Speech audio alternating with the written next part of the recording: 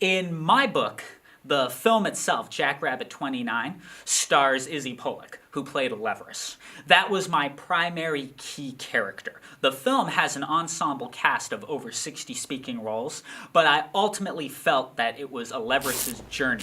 I am a Leverus, god of life, god of death, god of all. I was fired up from the second I got the script. I knew it was something that was written for me, and it's so risque, and it is something like to be a cult leader is such an odd place to go.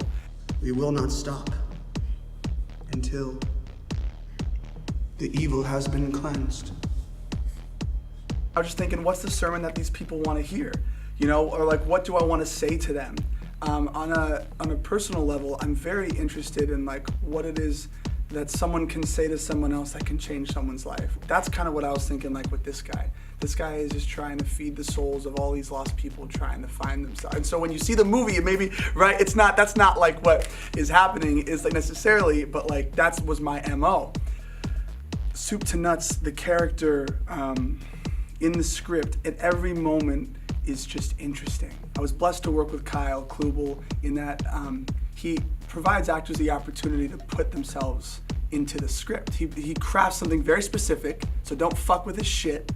But at the same time, when he does trust you, he does give you leeway to bring a little bit of yourself into it. It was just one of those things where the universe set me up with an incredibly talented individual who's just a tour de force in the genre that he loves. Just to be able to step into that position for a moment, I was so grateful for that opportunity, and every single second on set was like a moment of discovery.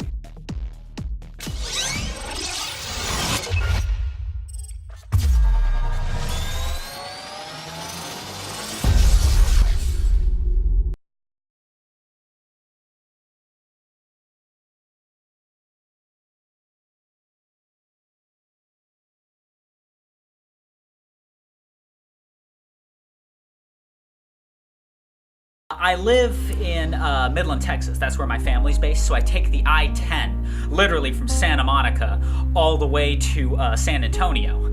And basically, when you go through on the I-10, Phoenix, one of the early exits heading east is called Jackrabbit Trail. I saw the word Jackrabbit and I said that would be a great title. And then shortly later, on a billboard somewhere, I saw the number 29. And literally just the words Jackrabbit and the number 29. I took that title, and by the time I got to the outskirts of Tucson, I had the entire story drawn out, just by thinking of that title. Are you familiar with the definition of a jackrabbit? I'm not talking the long-eared animal with 5 different species. I'm talking the local Texas definition.